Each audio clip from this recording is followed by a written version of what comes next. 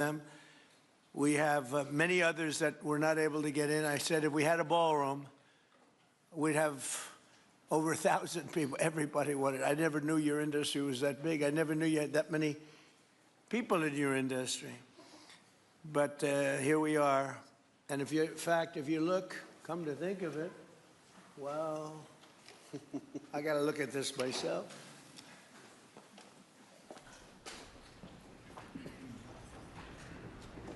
Wow. What a view. This is the door to the ballroom.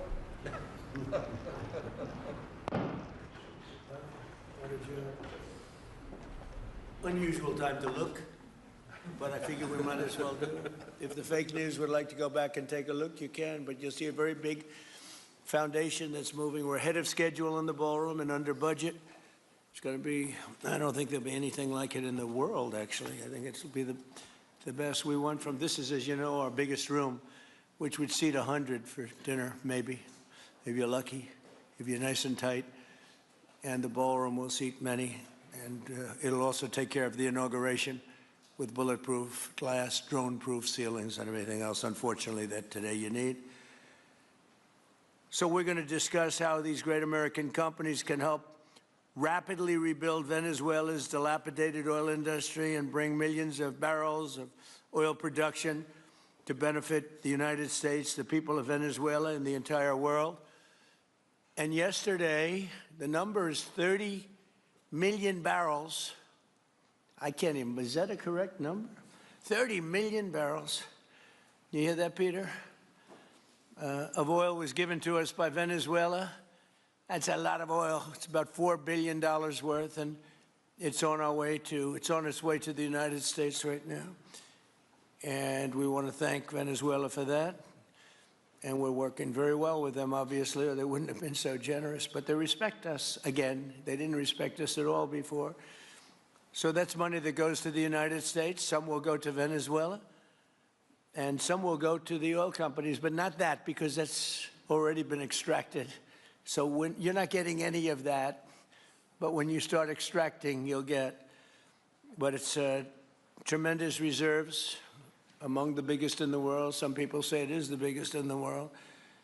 And we're going to be working with Venezuela. We're going to be making the decision as to which oil companies are going to go in, that we're going to allow to go in. We're going to cut a deal with the companies. We'll probably do that today or very shortly thereafter with Chris and Doug. And we're dealing with the country, so we're empowered to make that deal.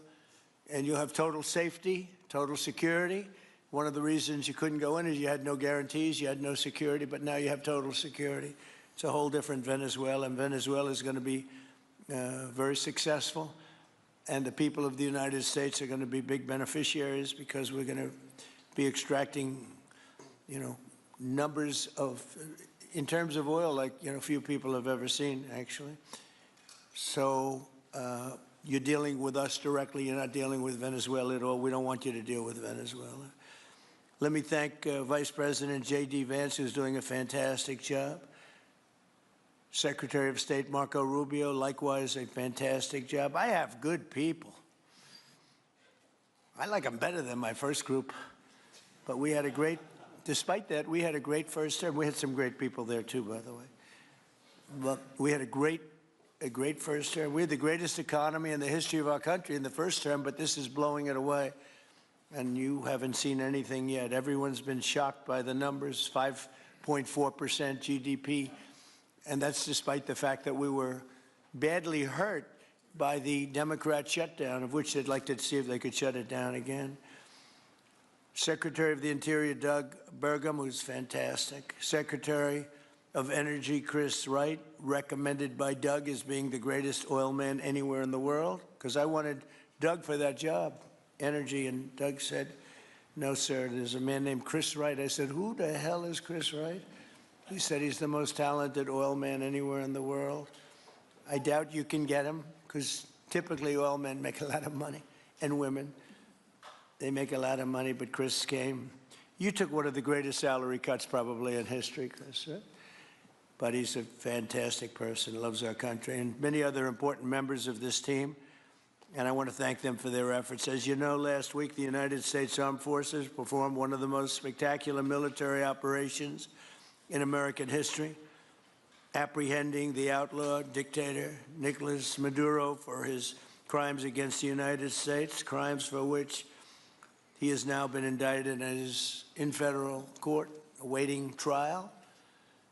And he killed many people, millions of people, actually, and allowed jails, prisons, mental institutions, insane asylums, drug dealers, drug addicts to pour into our country totally unchecked because of Sleepy Joe Biden's policy of open borders, the stupidest thing I've ever seen. We're getting them all out.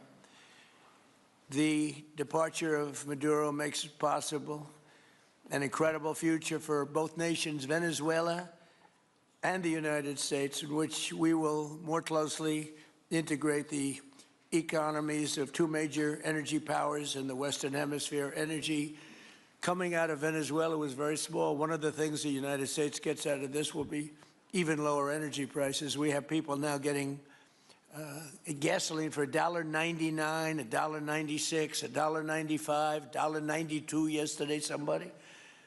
And it used to be $3.50, $4, $5 a gallon. Think of that, $1.99. Decades ago, the United States built Venezuela's oil industry at tremendous expense with American skill, technology, know-how, and dollars. But those assets were stolen from us, and we had presidents who did nothing about it. This president is much different than your other presidents. They did nothing about it. They stole it. Some of the people in this room were a little bit younger when that happened, but not that much younger. It wasn't that long ago. But they stole our assets like we were babies, and the United States did absolutely nothing about it. So now we're doing everything about it. Now we're doing 500% about it, but it's a long time after the act took place. So they stole from us, and it was taken by socialists and communists at the time, and Venezuela was going bad, really bad. And as much oil as they have, they're producing almost nothing, which is just a system. So we're really, if you look at it, we're taking back what was taken from us. They took our oil industry. We built that entire oil industry. Started a long time ago, but they took it, and they were very ungracious to this country, but now they're being very nice. American companies will have the opportunity to rebuild Venezuela's rotting energy infrastructure and eventually increase oil production to levels never, ever seen before. When you add Venezuela and the United States together, we have 55% of the oil in the world. The United States is #1. We have them drilling. Drill, baby, drill was my campaign. And Doug and Chris, I think we're setting records on drilling right now and taking oil without Venezuela. That's how we're getting the oil prices down. The plan is for them to spend, meaning our giant oil companies will be spending at least $100 billion of their money, not the government's money. They don't need government money. But they need government protection and need government security that when they spend all this money, it's going to be there so they get their money back and make a very nice return. The plan is for them to spend at least $100 billion to rebuild the capacity and the infrastructure necessary. Venezuela has also agreed that the United States will immediately begin refining and selling up to 50 million barrels of Venezuelan crude oil, which will continue indefinitely. We're all set to do it.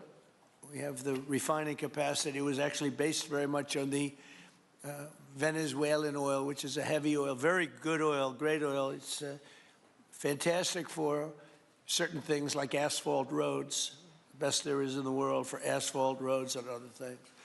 All of the companies here today are going to be treasured partners in bringing the nation of Venezuela back to life, restoring its economy, and generating great wealth for their companies and for their people, and also great wealth for the American people, and tremendous wealth for the companies that are going in. The companies that are going in, and if you don't want to go in, just let me know, because I got 25 people that aren't here today that are willing to take your place. So I just want to thank, these are people that I either know or I know of by reading lots of business magazines and journals and papers. These are the greatest oil people anywhere in the world. Harold Hamm, I see, is here. Harold, you know, there's a story about Harold Hamm that he could look at a piece of land, put a straw into the land, and oil pours out. Is that true about you? Whereas some of you guys have to invest hundreds of millions of dollars to find that oil. So we can't let that story be true. But they say Harold puts a straw into the land and oil comes gushing out. So you're not a big R&D person, are you, huh? He's called instinct for oil. Now, he's got other problems, but we won't talk about those problems. But he's been a great supporter of mine for a long time, haven't you, Harold? So congratulations. But we have, and I think Harold would agree, we have the greatest oil men and women anywhere in the world sitting in this room right now. And we have a lot of people that will be back to see us sometime next week. We're going to have another meeting for another group. But we're going to do this very quickly. We can have this done almost immediately. So I'd like to thank you all for being here. I'd like to invite Vice President Vance to say a few words, followed by Secretaries Rubio, Burgum, and Wright. And then we'll have a few words from representatives that are here and to discuss their ideas, a couple of them. We have Chevron, which has been, where's Chevron? Where are you? Far right. No, I thought you'd have a better location. You were the only one that was there for all that. I used to call you and say, what the hell is going on with Venezuela? He stuck it out. I don't know if you made money or not, but you stuck it out. I got to give you a lot of credit for that. Mark Nelson, thank you very much. Exxon CEO Darren Woods. Darren, thank you very much. How's Exxon doing? Okay? All right. They'll do a lot better now, won't they, huh? Exxon's been amazing. It's been an amazing company.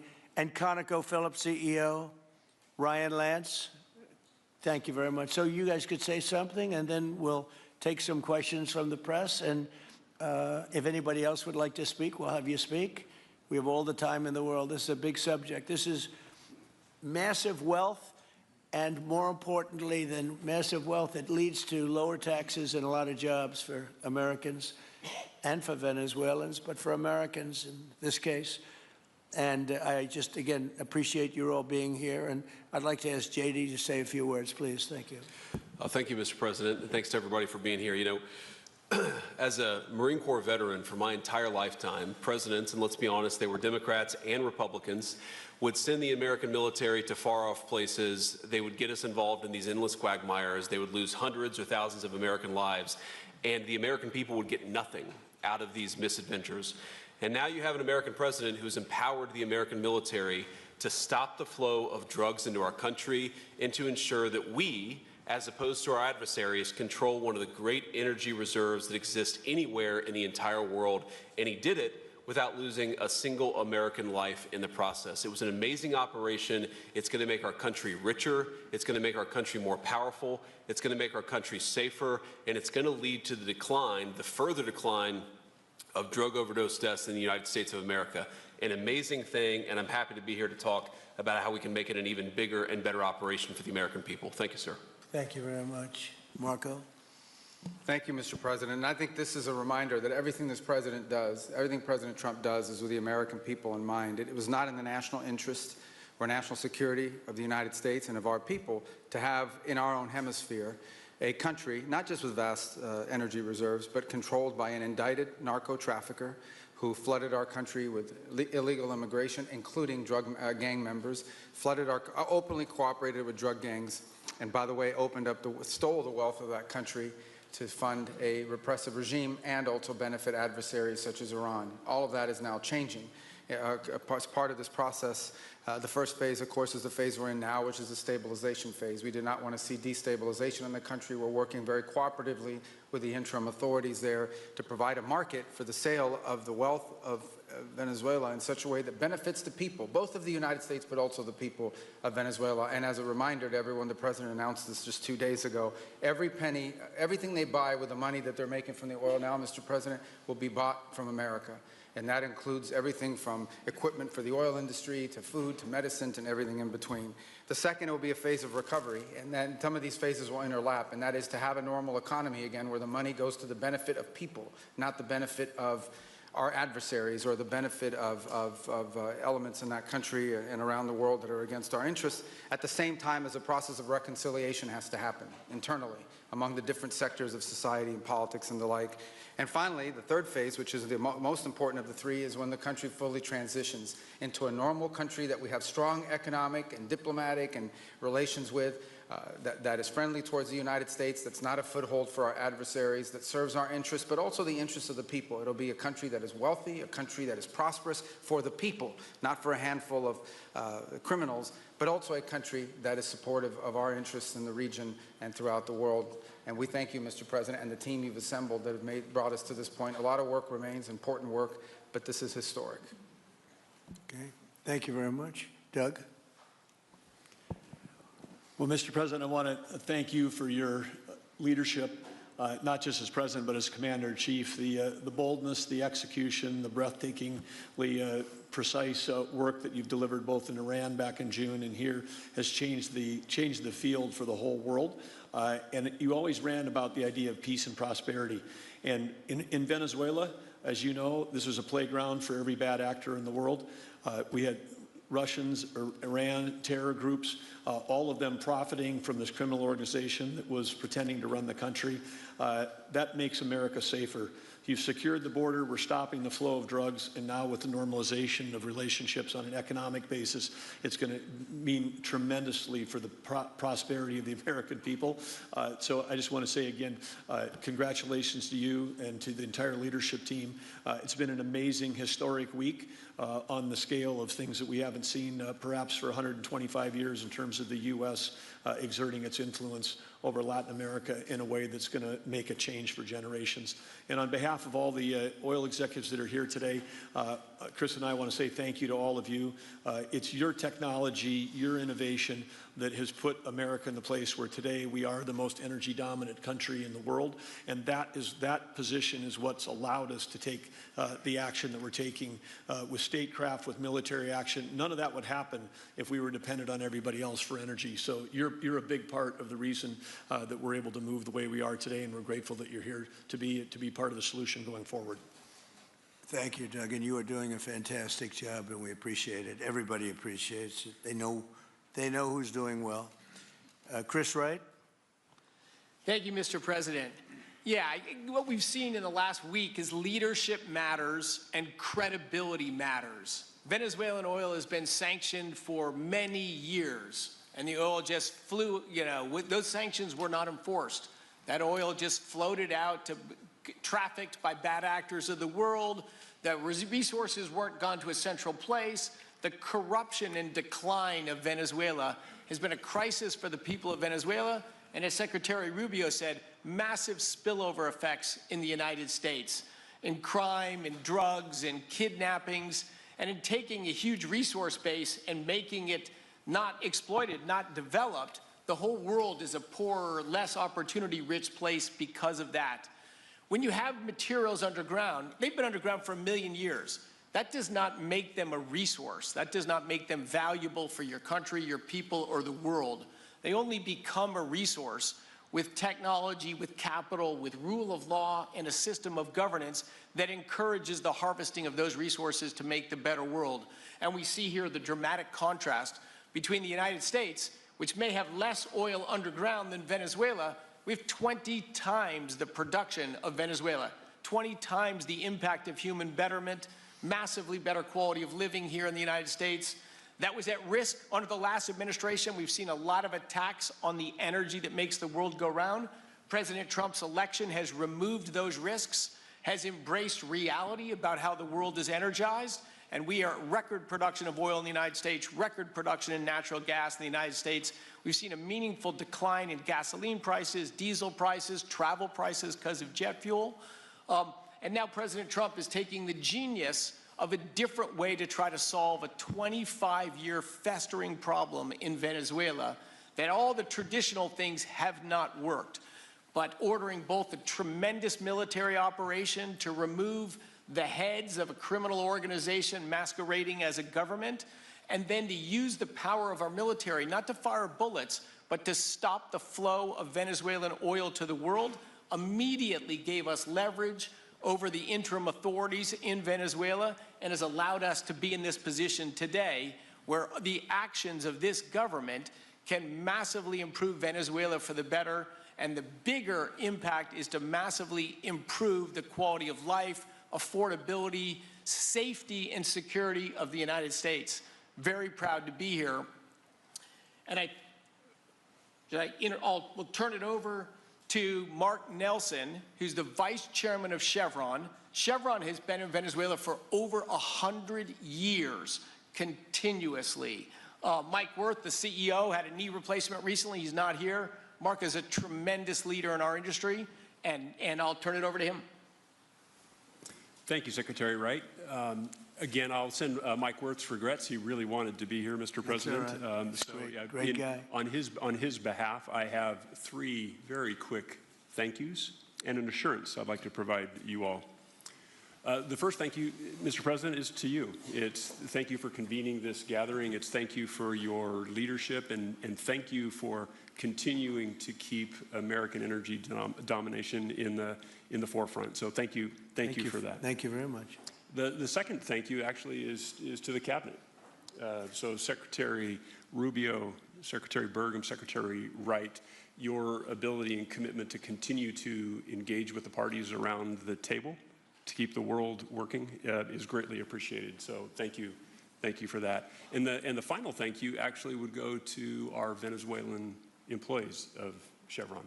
They have been working tirelessly to operate safely, protect the environment in country, and their dedication and skill will help us in this next chapter. And finally, I'll close with the assurance. For more than a century, Chevron has been a part of Venezuela's past. We are certainly committed to its present, and we very much look forward as a proud American company to help it build a better future. And so, Mr. President, thank you for your leadership. You really suffered there. You stuck it out. A lot of people left. A lot of big companies left. Many of the people sitting at this table left because of the safety risk and other risks. But you stuck it out. I give you credit for that. Sometimes it was hard. I remember 6 months ago I told you to stay, just stay. Things are going to happen. You'll be very happy. I didn't know they were going to happen this fast or this conclusively.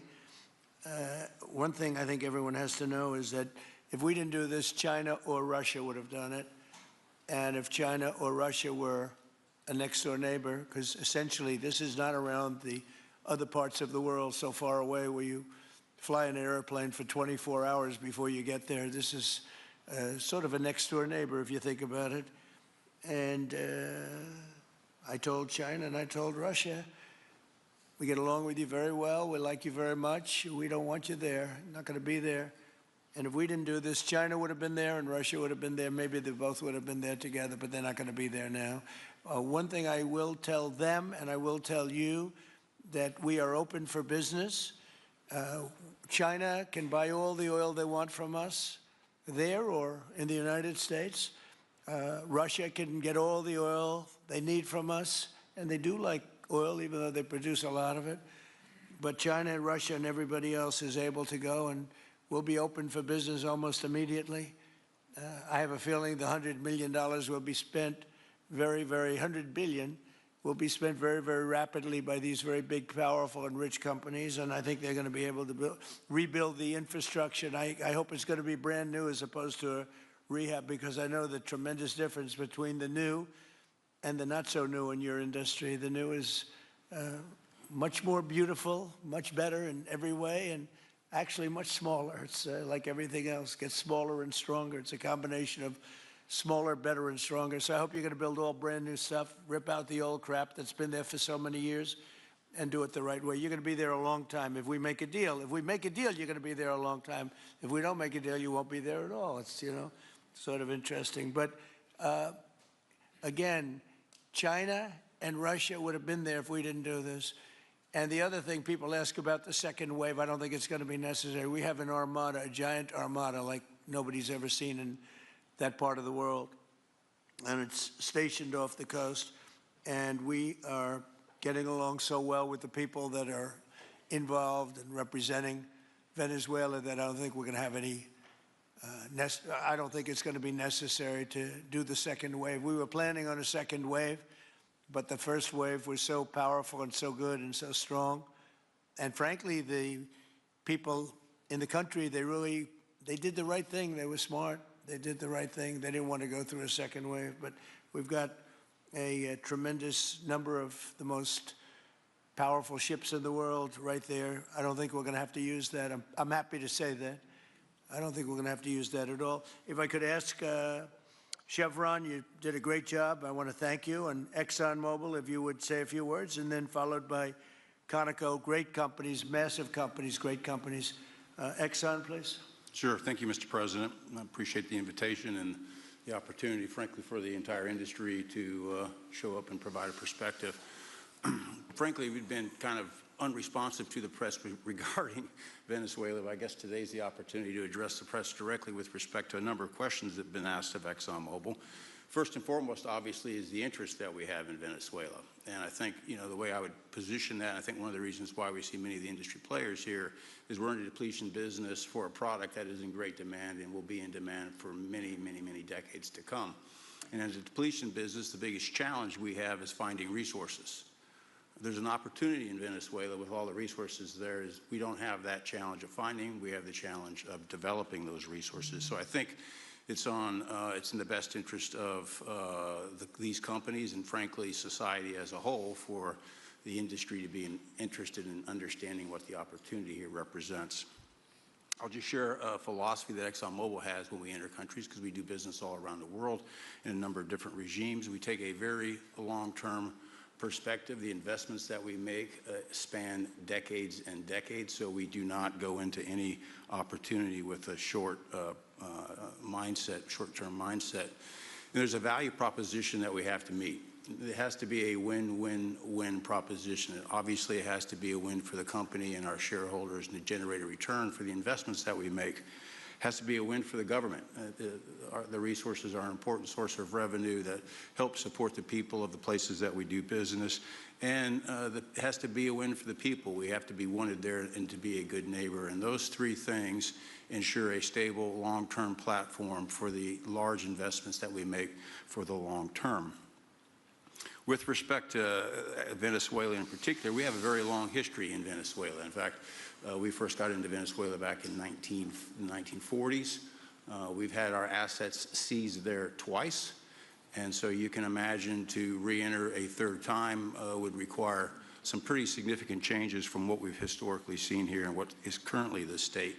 If we look at the legal and commercial constructs and frameworks in place today in Venezuela, today it's uninvestable.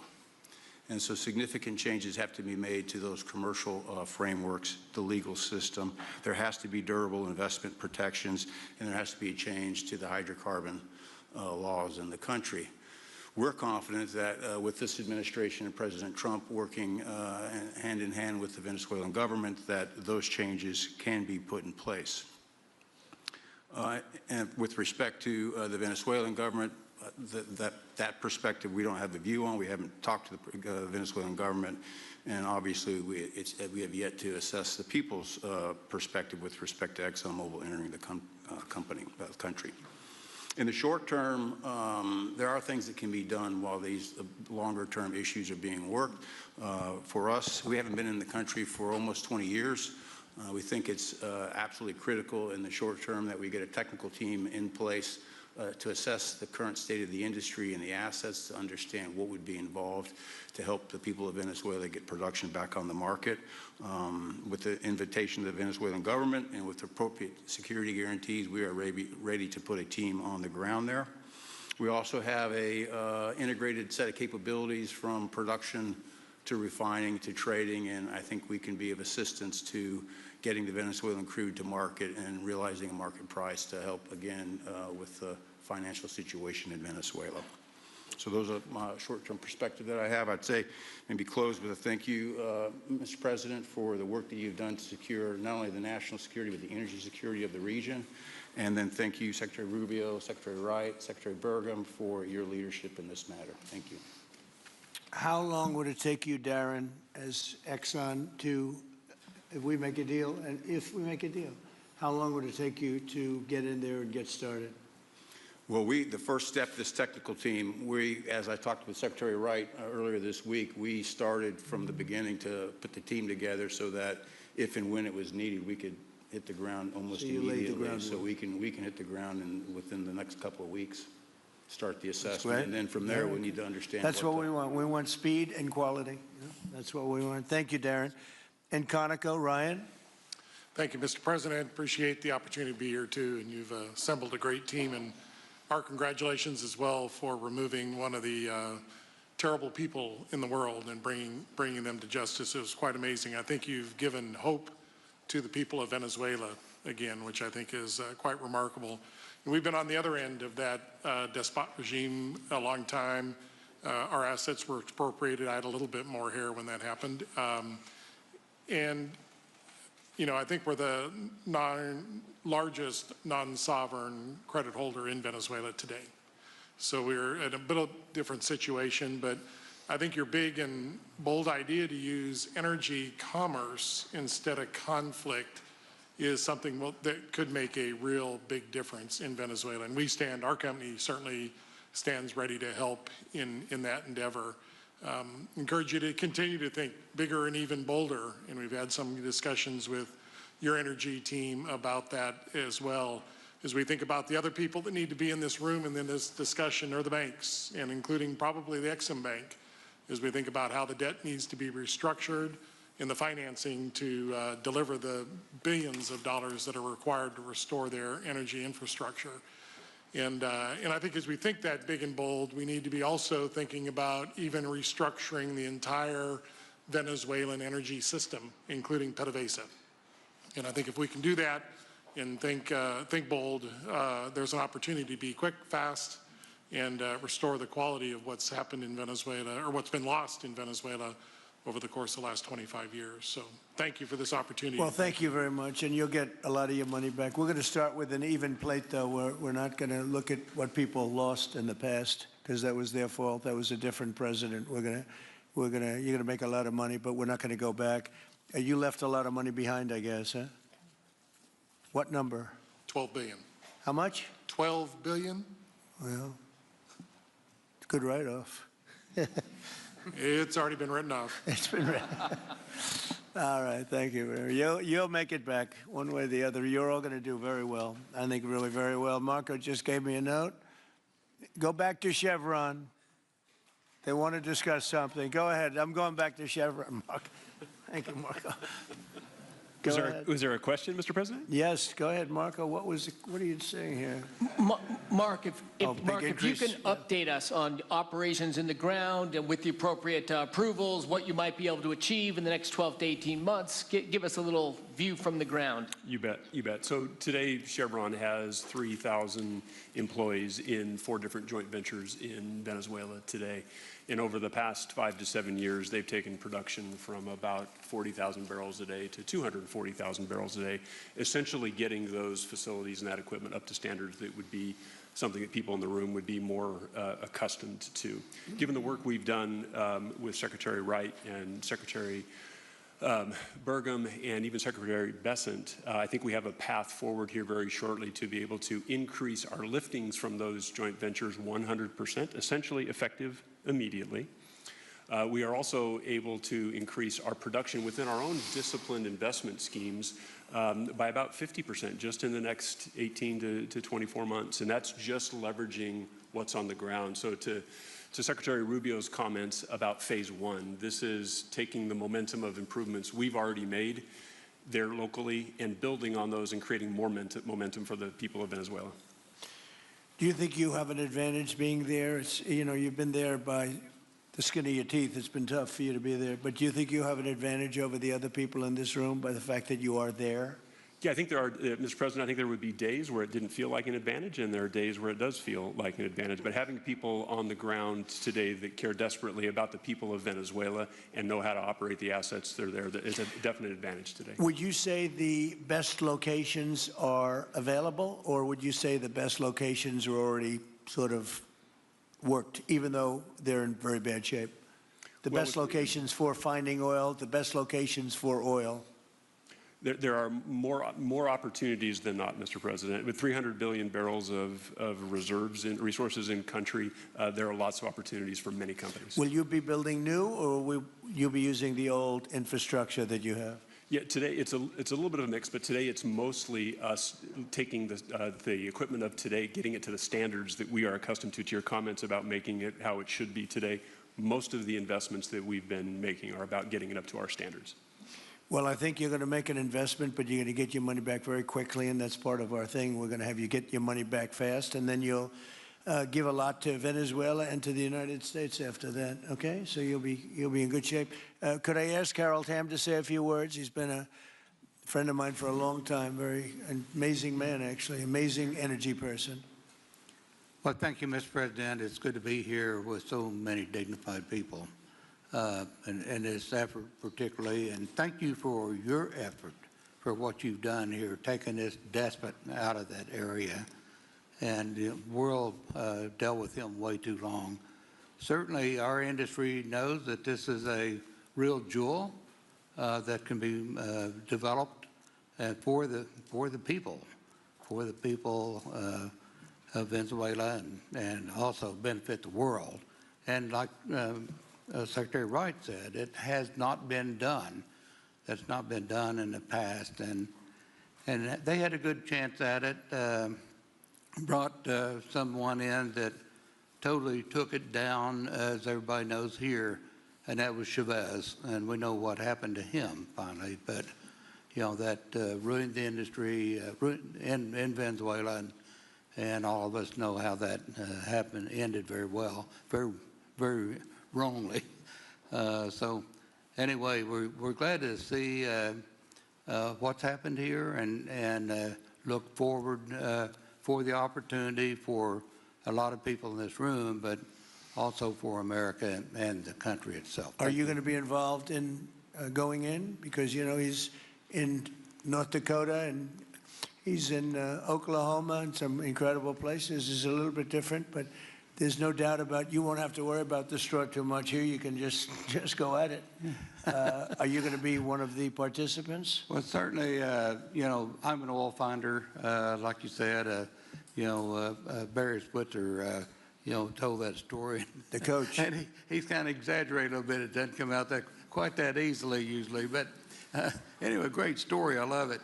But I love Barry. Barry's the one that told me this. Yeah, he's a champion, you know, in a lot of ways. So love that story.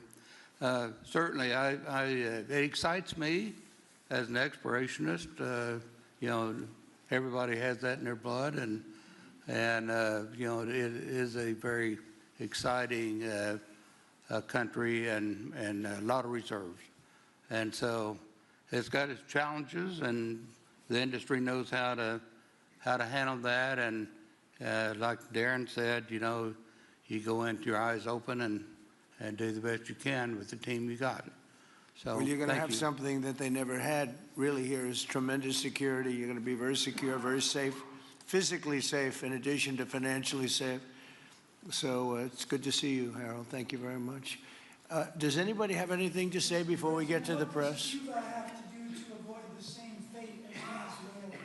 What does Cuba have to do? Well, Cuba's in bad shape. Cuba relied on Venezuela for oil and for money.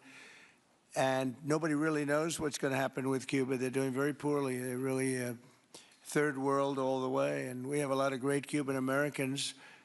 And I would say Marco fits very solidly into that category. And I might ask you to say a few words about, we were discussing it before, Cuba is a very different, they don't have energy, they don't have oil, but they would live off of the oil from Venezuela. And what they do have is very strong people.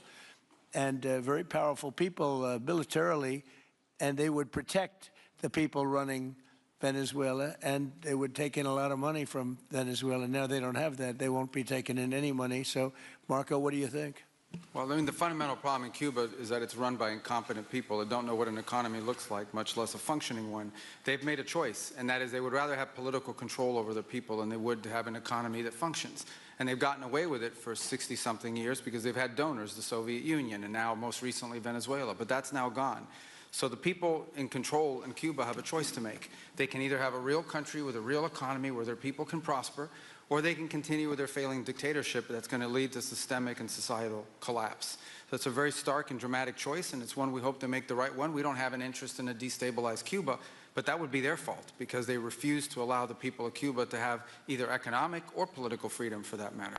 And you have a lot of people in this country that want to go back to Cuba and help Cuba. A lot of people have left, you know, they came in penniless, they didn't have anything, and they become very rich people in our country, and they want to very much go back and help Cuba. So that's something that Cuba has that a lot of other places don't have. Peter? President Trump, thank you. I do want to ask you about Minnesota, but first, just more on topic. President Zelensky said that he was watching with the rest of the world as you made this order to go and capture Nicolas Maduro. And he said, if that's how it works with dictators, then the United States knows what to do next. Sounds like he wants you to go and capture Vladimir Putin. Would you ever order a mission to go and capture Vladimir Putin? Well, I don't think it's going to be necessary. I think we're going to have I've always had a great relationship with him. I'm very disappointed. I settled 8 wars. I thought this would be in the middle of the pack or maybe one of the easier ones. And I don't know if you know, Peter, the last month, they lost 31,000 people, many of them Russian soldiers, and the Russian economy is doing poorly. I think we're going to end up getting it settled. I wish we could have done it quicker because a lot of people are dying, and mostly soldiers. You know, they get hit in Kiev and they get hit a little bit here and there, and people are dying there too. But largely, it's the soldier population. When you have 30,000, 31,000 soldiers dying in a period of a month, 27,000 the month before, 26,000 the month before that. That's bad stuff. So, as you know, President Biden gave $350 billion to Ukraine to fight, and we would never get that back, although I did make a rare earth deal to get it back, so we will be getting it back, but shouldn't have done that. It was a bad thing to do. I will say that right now, because I was able to get NATO to up GDP from 2% to 5%, NATO's got a lot of money, and they're paying for everything. We're not losing any money. We're making a lot of money, I guess, if you think of it, because we're selling them military equipment. They're probably giving it to Ukraine. But we're selling them to NATO military equipment. We're getting full price and all of that. But that's not a big deal to me. What is a big deal is stopping a war where 30,000 people are being killed every single month. On Minnesota, the vice president yesterday suggested that Renee Good, who was killed by this ICE officer, was part of a broad left-wing network. What has your team told you about this broad left-wing network? Who is in charge of it? Who's part of it? What's it called? Well, I haven't seen the vice president's statement, but he's generally very accurate. I hate to say it. Look, I watched that yesterday, and there were a lot of different forms to it. But there was a woman screaming, shame, shame, shame, shame. She was a agitator, probably a paid agitator, but in my opinion, she was an agitator, a very high-level agitator, so professional. She wouldn't stop screaming. I said, this isn't a normal situation. This is a professional troublemaker, because you heard it and I had it. Now, I will say this. The news sort of turned her down, turned her off, because you're trying to watch. She was so loud and so crazy and just not normal. When somebody sees something like that, they don't go screaming and the same words. So I guess you could say professional, but I didn't think she did a very good job. You have agitators, and we will always be protecting ICE, and we're always going to be protecting our Border Patrol and our law enforcement. Yeah. Thank you, Mr. President. Mr. President, in your conversations with these oil executives today, did you provide any security guarantees so that they can do their work safely in Venezuela? Yeah. And separately, Mr. President, they will have those guarantees, yes. And separately, Mr. President, I'm curious in terms of the future of Venezuela. Do you see Venezuela, now led by Delcy Rodriguez, as an ally of the U.S.? Is that the way that you view that country Well, right right now they seem to be an ally, and I think it'll continue to be an ally. And we don't want to have Russia there. We don't want to have China there.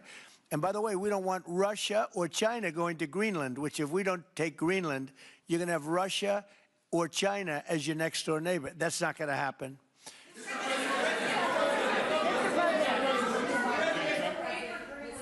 The white. Mr. President, thank you. You just said that these companies would have security guarantees if they go in on the ground in Venezuela. They will have. And what is your plan there actually for these companies and those Americans who are going to be on the ground working for these companies? Well, there are going to be Americans. I assume they're going to be using a lot of Americans, but they're going to be using a lot of people from Venezuela and other places, I would imagine. But I would think that mostly they'll be using Venezuelan workers. They have a lot of great workers. They have a very high unemployment rate, and they have workers that are very familiar with taking oil out of the ground. Yeah. How long do you think the Ayatollah will be in power after what we've seen play out on the ground there? When is the U.S. going to get involved now that reports of protesters being killed on the ground? So Iran's in big trouble. It looks to me that the people are taking over certain cities that nobody thought were really possible just a few weeks ago. We're watching the situation very carefully. I've made the statement very strongly that if they start killing people like they have in the past, we will get involved. We'll be hitting them very hard where it hurts. And that doesn't mean boots on the ground, but it means hitting them very, very hard where it hurts. So we don't want that to happen. There have been cases like this where President Obama totally backed down. But this is something pretty incredible that's happening in Iran. It's an amazing thing to watch.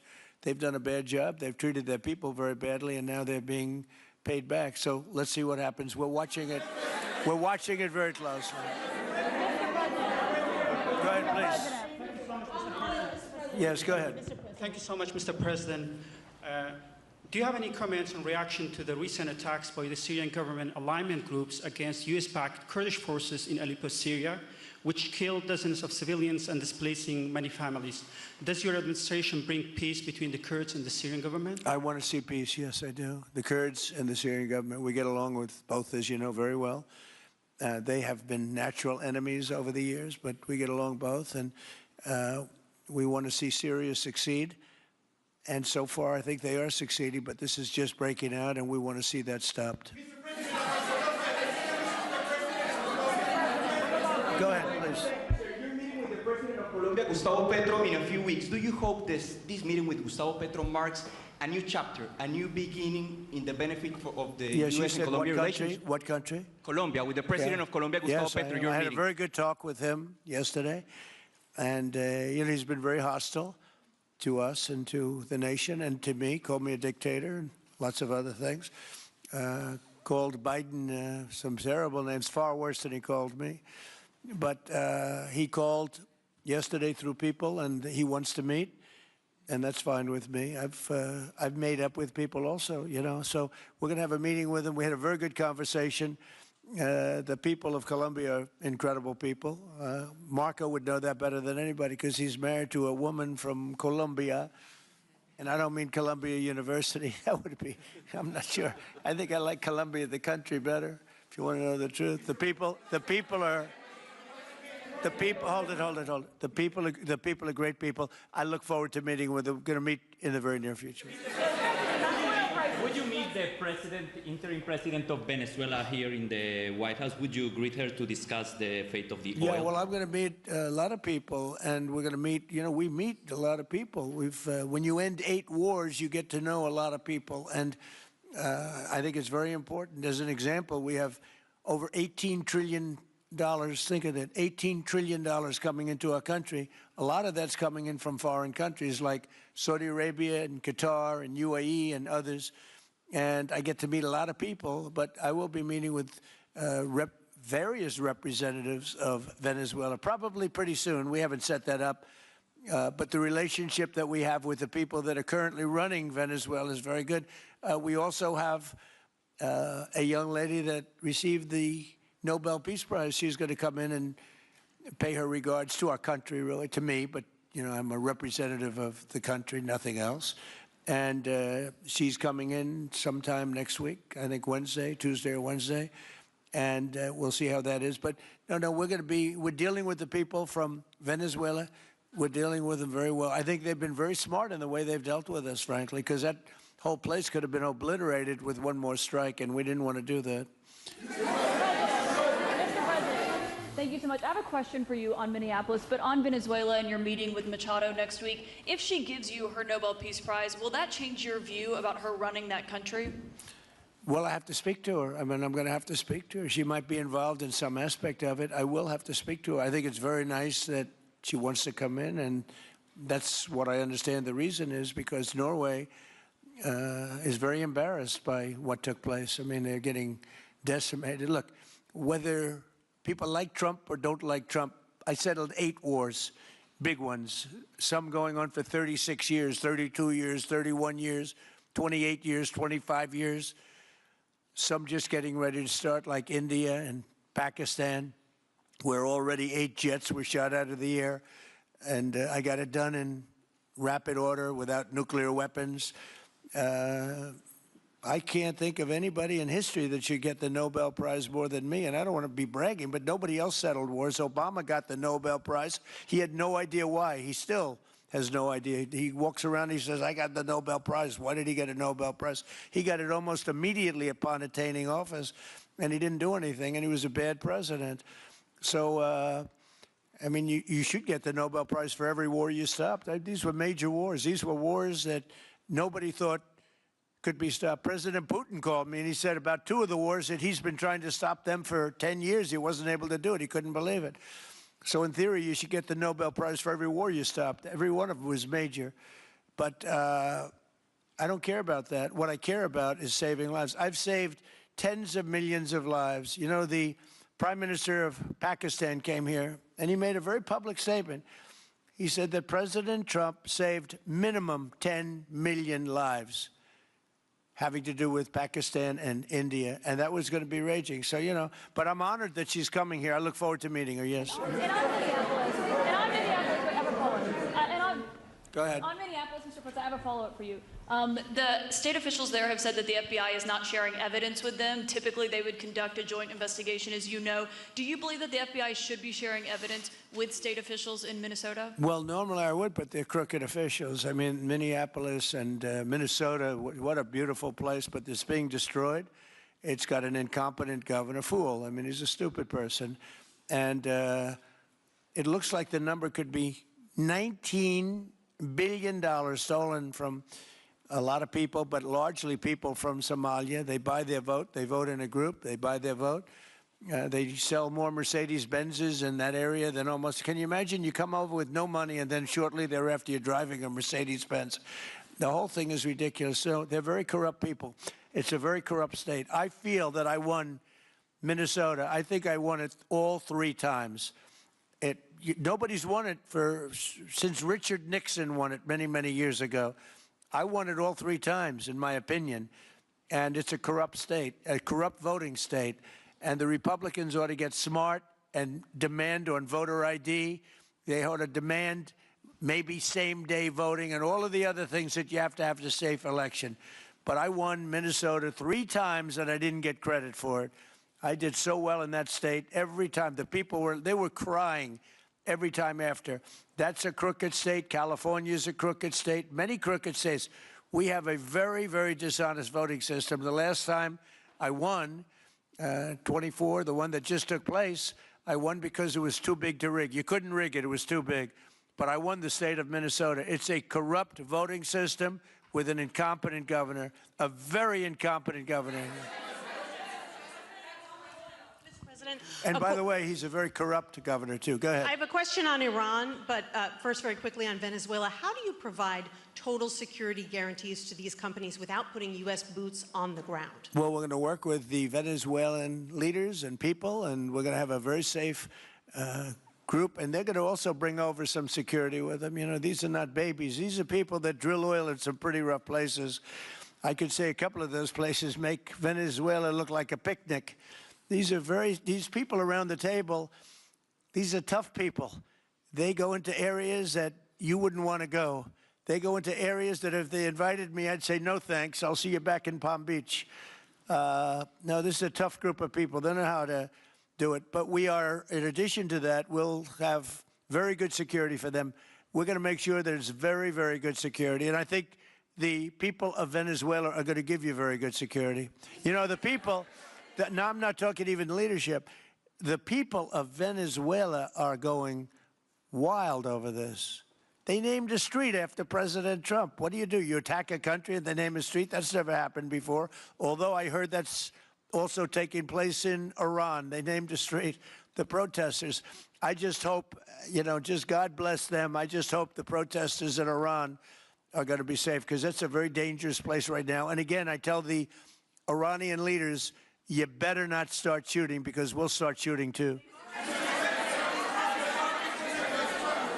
With your glasses, sir, go ahead, please. Hold it. Next to you. Yes, glasses. The gentleman with the glasses. All right, thank you, Mr. President. With those very big glasses, actually. Yeah, Ferrari, actually. Mr. President, I have two questions. What do you want the European Union to do in Ukraine? The European leaders seem pretty divided on Ukraine. And then, if you can reiterate this straight message that you have to the Iranian leader, to Khomeini. The message that you have. You're talking about Iran? Oh, Iran, yeah. What the do first I want one is on Iran Europe. to do? I'm sorry? Where are you from? Italy. Oh, nice place. Yeah.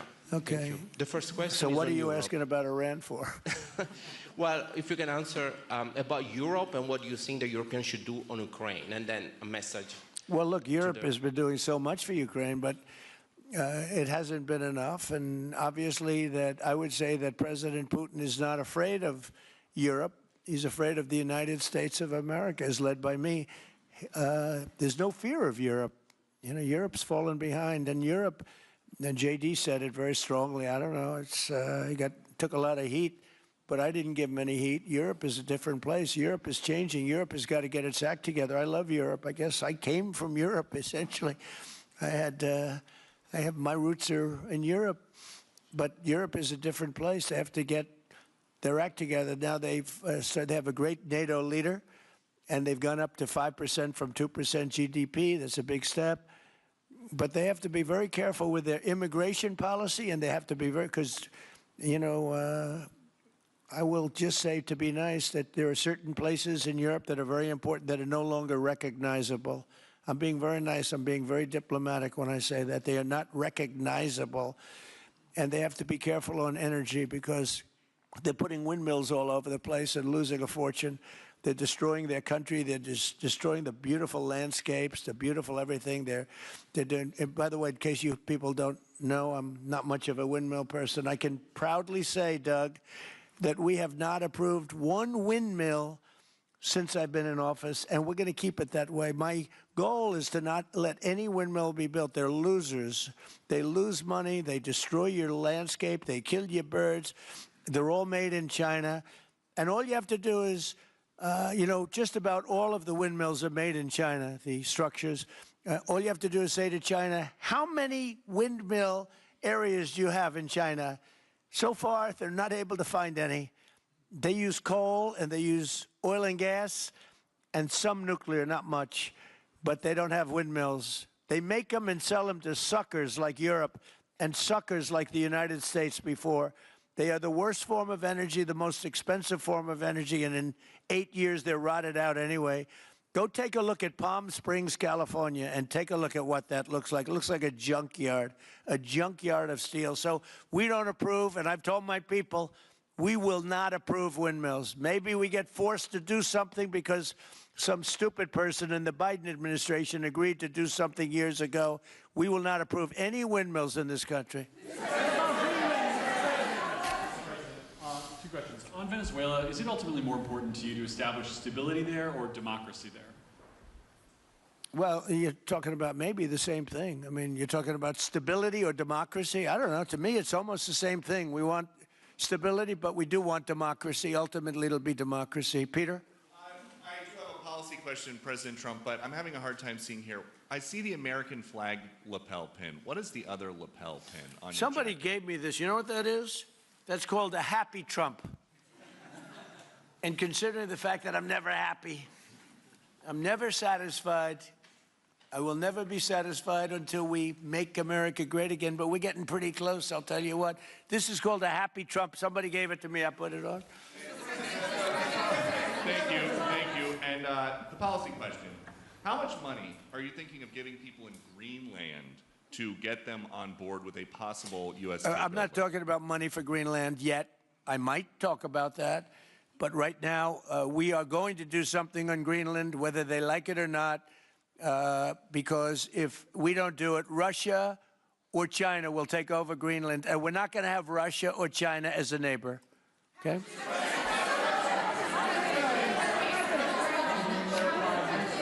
I would like to make a deal, you know, the easy way, but if we don't do it the easy way, we're going to do it the hard way. And by the way, I'm a fan of Denmark too. I have to tell you, and you know, they've been very nice to me. I'm a big fan, but you know, the fact that they had a boat land there 500 years ago doesn't mean that they own the land. I'm sure we had lots of boats go there also, but we need that because if you take a look outside of Greenland right now, there are Russian destroyers, there are Chinese destroyers and bigger, there are Russian submarines all over the place. We're not going to have Russia or China occupy Greenland, and that's what they're going to do if we don't. So we're going to be doing something with Greenland, either the nice way or the more difficult way. Please, go ahead, ma'am. Mr. President, why is it so important to you to own it when you have a military presence there, which you could expand to affect the security? Because when we own it, we defend it. You don't defend leases the same way. You have to own it. And, you know, with a nation, look at what happened with Obama, with that horrible deal they made with Iran. It was a short-term deal. It was like a 9-year deal.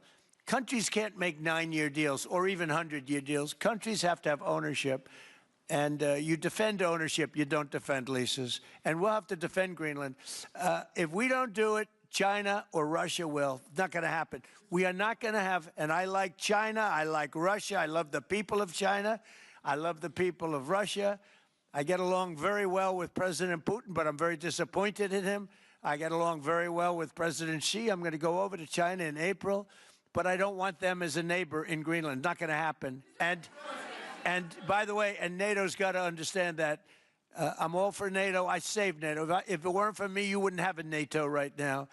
But we're not going to allow Russia or China to occupy Greenland, and that's what's going to happen if we don't. Go ahead. On the economic report that came out today, Mr. President, one, can you respond to that? And two, it was an amazing report. The most amazing thing is government jobs are way down, and yet the unemployment or the employment numbers are very good. We've gotten rid of tremendous numbers of federal government jobs. Nobody's ever seen anything like it. And yet the employment numbers are very good. They're really getting better. But now we have all those people to work in the private sector for a lot more money. I think that's one of the very big things. The other thing is at 5.4%. And remember, this is after we had a shutdown. And that shutdown had an impact because the concept of the shutdown, even though it's before, people knew we were going to be shutting down. A lot of bad things happened. And by the way, on January 30th, you may have another shutdown. We'll see what happens. But I think the numbers, Caitlin, were really amazing. Look, to think about 5.4%, nobody thought that. They thought it was going to be 2%. And you know what it is? It's tariffs. And it's also November 5th. We had a great election, a great, great election. Our country was dead 1.5 years ago. And now we have the hottest country anywhere in the world. And I hope you guys were impressed. 5.4%. And we haven't even really transitioned yet. There's no reason it can't be much, much higher than that. Yeah.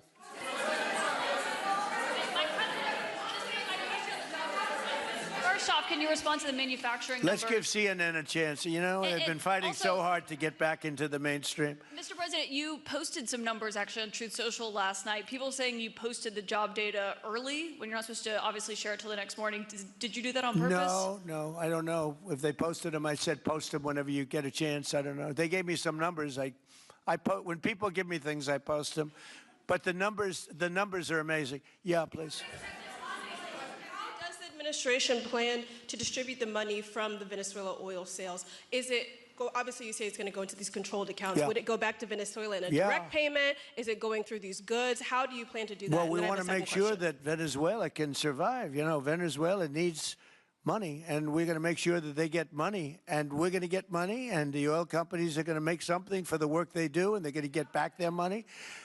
We're devising a formula, but it won't be so much of a formula. It's going to be what they need. We're going to take care of what they need. There'll be plenty left over. We're going to have a lot of money left over. And the money left over is going to the United States of America, and the oil companies are going to be very happy. Yeah, please.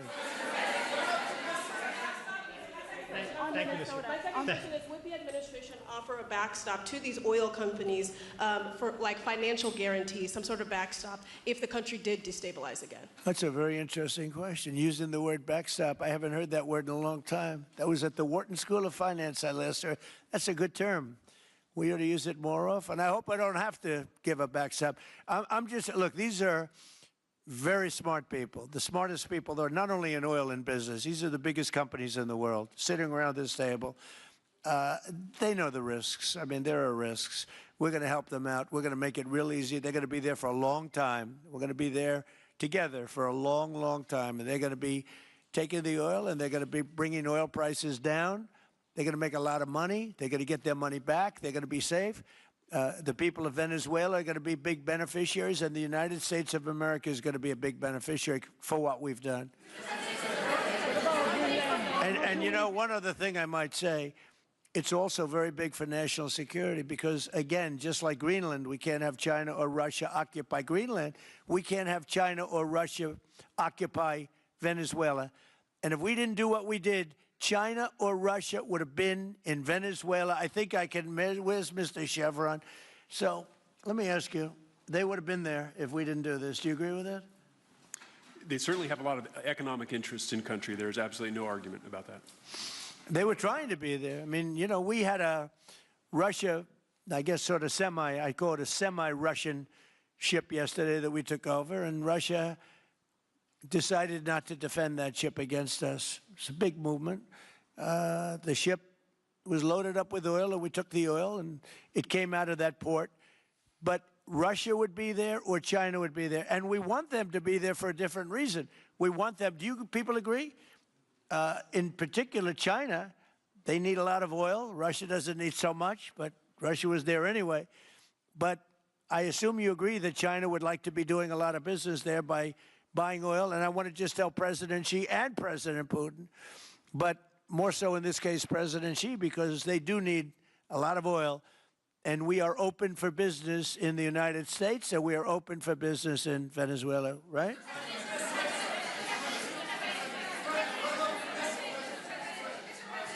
Go ahead, sure. Mr. President, You know, what is your I could take questions from these people all day long. You know, they're sitting here, and generally, they're very rich, very powerful, but nobody gives a damn about them. It's a sad thing. You have all that money, all that power, and look at all these crazy questions. We could do this all day long, and they wouldn't be satisfied. I have a question on today's meeting, Mr. President. We'll take a few more, though. I have a question on today's meeting, Mr. President. Let me ask you more importantly, do you have any questions from the biggest? Yeah, sure. Hold it. Do you have any questions for the biggest people on earth, the biggest business people, the biggest companies anywhere on earth? Do you have any questions for these people? No, do you have a question for them? Yes, but have Go you ahead, heard go ahead, from ask any them. of the companies in the room that they are committed to rebuilding the oil infrastructure in Venezuela? And for the executives in the room, what do you need from the administration in order to invest? That's a good question. Do you want to go and answer that question? Yeah, Exxon, small company. I'll refer you back to the statements I made before. There are a number of legal and commercial frameworks that would have to be established to even understand what kind of returns that we'd get on the investments. So I think all the investments and the opportunity sets, I think everyone sitting around this table would have the opportunity and the know-how and the capability to make the investments. The questions will ultimately be, how durable are the protections from a financial standpoint? What do the returns look like? What are the commercial arrangements, the legal frameworks? All those things have to be put in place in order to make a decision to understand what your return would be over the next several decades that these billion-dollar investments would be made on.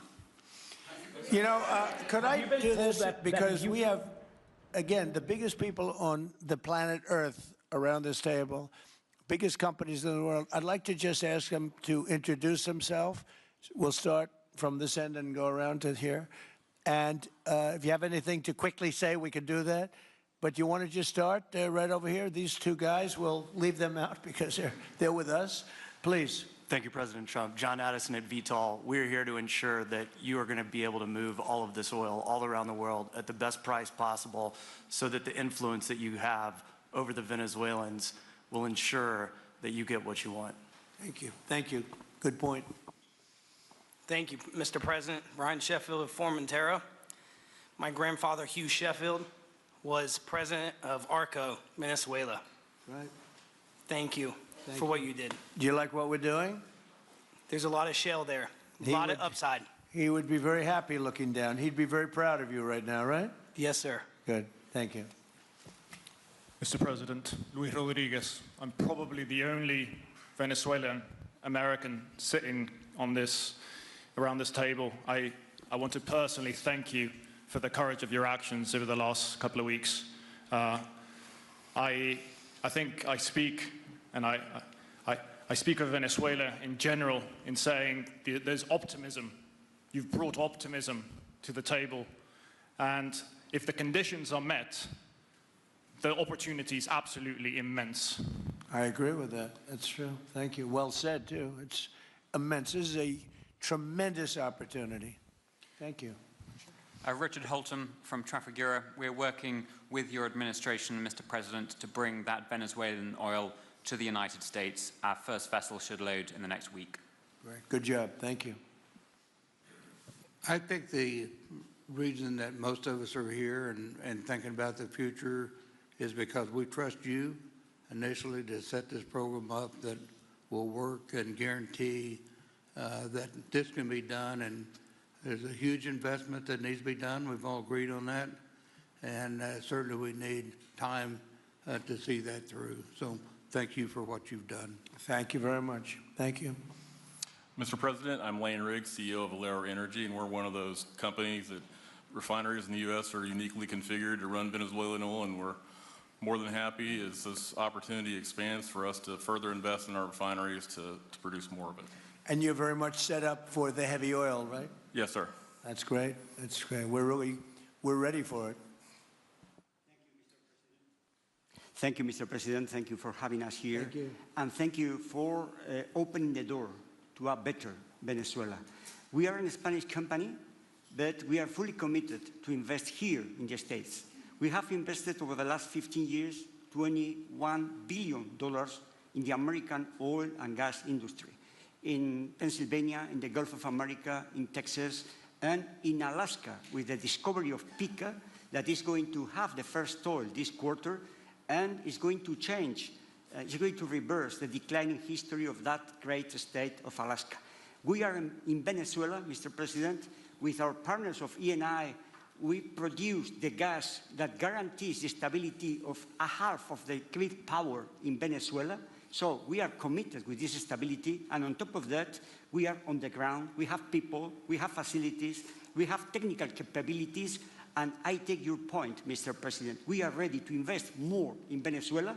Today, we are producing 45,000 barrels a day gross of oil, and we are ready to multiply by 3 this figure in coming 2-3 years, investing hard in the country, following your recommendation, if you allow us, of course, and in the framework, commercial and legal framework that could allow this growth. So thank you, Mr. President. Thank you. Great job you've done. Thank you. Mr. President, thank you for having me. Matt Sheehy, I'm with Tallgrass Energy. We are an infrastructure business, so whether it's oil, gas, CO2, we move that around. So most of my customers are sitting around the table, and happy to lend our expertise to what's going on in Venezuela to support the people. And obviously infrastructure is going to be critical to see it repaired. Thank you. Thank you. Mr. President, thank you. An honor to be here. Marianne Mannon, Marathon Petroleum. We are one of the largest U.S. refiners. On behalf of the men and women of Marathon Petroleum and of our industry, thank you and the administration for what you're doing for U.S. energy independence. We have the ability and the capability of our assets to process Venezuelan crude, and the people of Marathon Petroleum stand ready to do so. Do we need more refineries in our country? In the U.S., probably Yes. not. We have sufficient capacity. It's amazing. A lot of it was approved during my first term. We were getting you approvals that nobody could have gotten in Louisiana and other places, and they got built. Before that, it was a disaster. We didn't have the refineries. Now we do because of the first term. Please. Darren Woods, ExxonMobil. Okay, we'll go over here. Thank you, Mr. President. Jeff Hildebrand, founder and chairman of Hillcorp Energy, one of the largest private energy companies in America. Who's bigger, you or Harold? We're close. Huh? We're close. Harold. Absolutely, Mr. Ham. But thank you for your great, tremendous leadership in protecting the interests in the Western Hemisphere. The message that you have sent to China and our enemies to stay out of our backyard is absolutely fantastic. So thank you. Thank you very much. And finally, Hillcorp is fully committed and ready to go to rebuilding the infrastructure in Venezuela. You'll go there? You'll be going? Yes. Good. That's good. You'll be very happy. Thank you very much. Thank you, Mr. President. Jeff Miller, CEO of Halliburton Company. We are the largest American oilfield services company. We're the second largest in the world. Been in business over 100 years. Started operations in Venezuela in 1938. Long time in Venezuela. I personally lived there for 4 years and raised my kids there. So quite familiar with Venezuela, and just couldn't express gratitude more so for the opportunity to return to Venezuela under the stability that I know that this team and your team are able to deliver. And so When did you leave? Huh? When did you leave Venezuela? As a company, we left under the sanctions in 2019. So we had intended to stay, and then when the sanctions went into place, we were required to leave. But very much interested in returning. Have 600 Venezuelans with Halliburton today, all around the world. Look forward to putting them back to work. Great job. Great Thank job. you. You'll be back. Please. Mr. President, I'm Alex Granberg. My company, Aspect Energy, is one of the leading American international wildcatters. We've found significant fields in Central and Are you a South. wildcatter? I'm a wildcatter. That's pretty cool, I'll tell you. I would have been a wildcatter too if I was in. And you've been successfully wildcatting. We've found significant fields in Central and South America, in the Middle East, and in Europe. We're a leading That's oil great. producer in Hungary. But probably the most pertinent example is what a wildcatter does is take on risk and try to reduce it. And then other people come in and put more capital in later. So we're kind of kickstarters in the oil industry.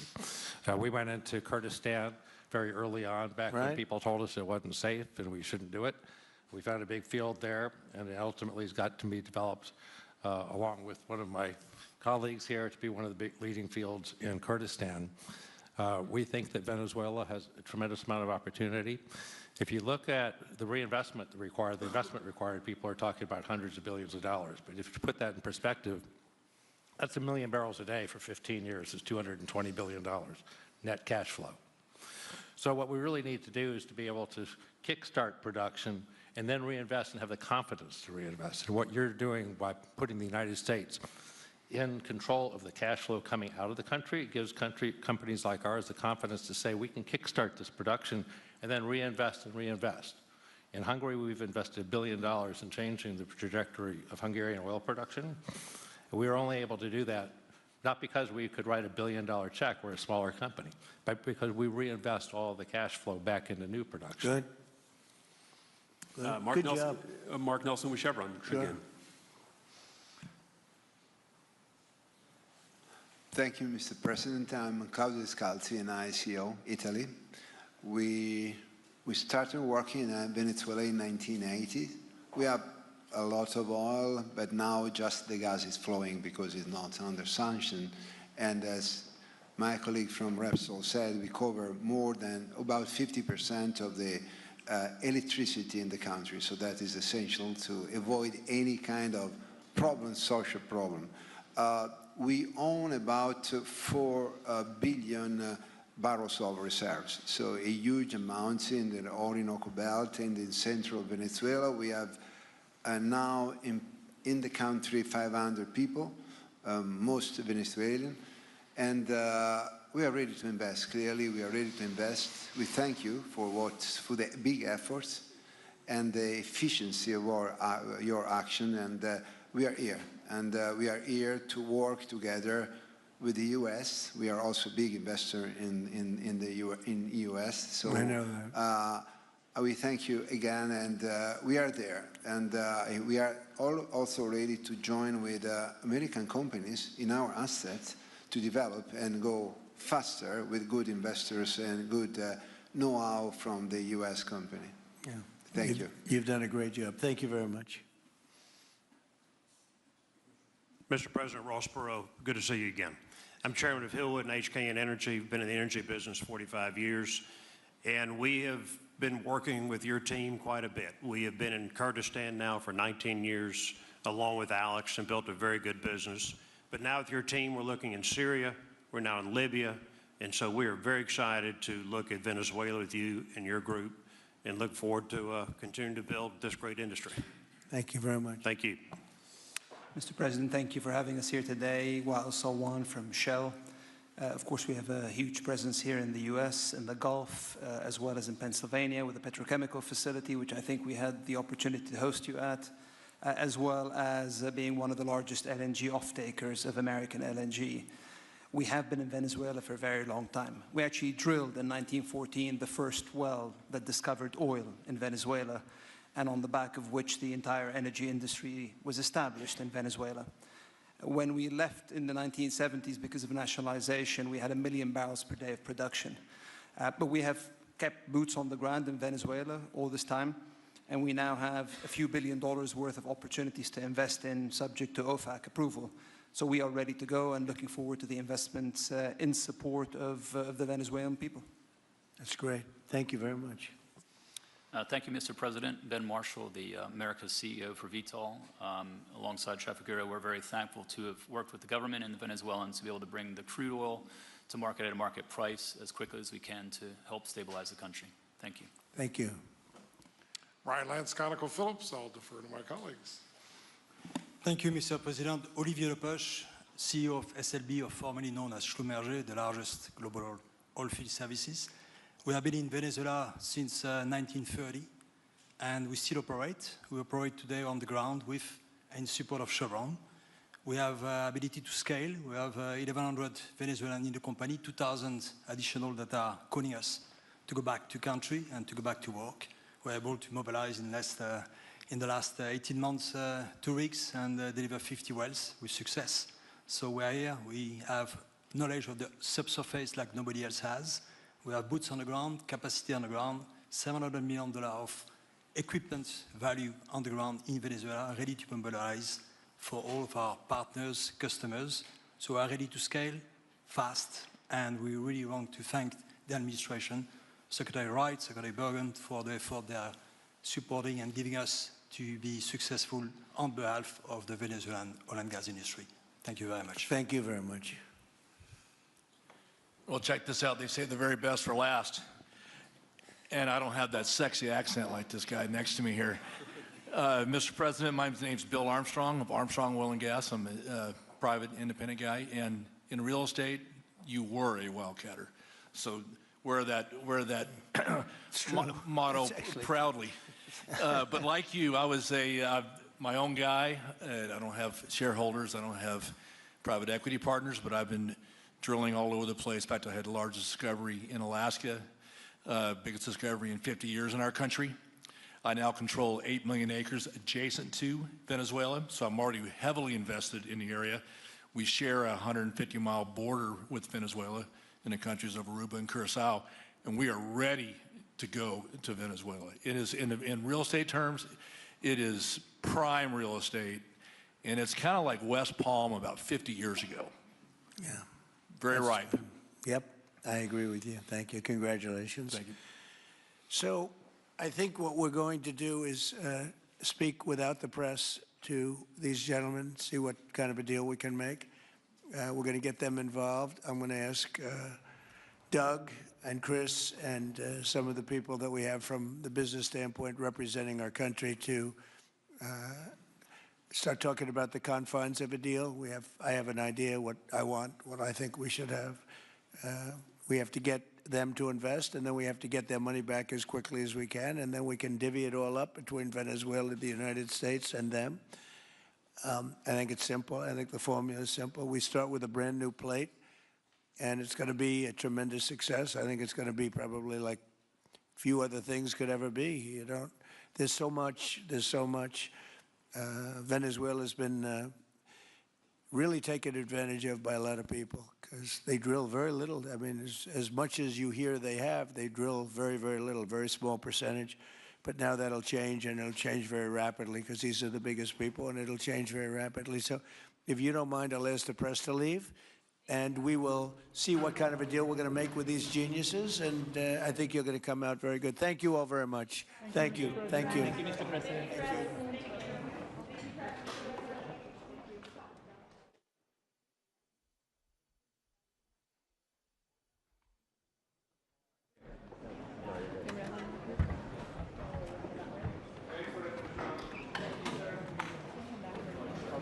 Mr. President,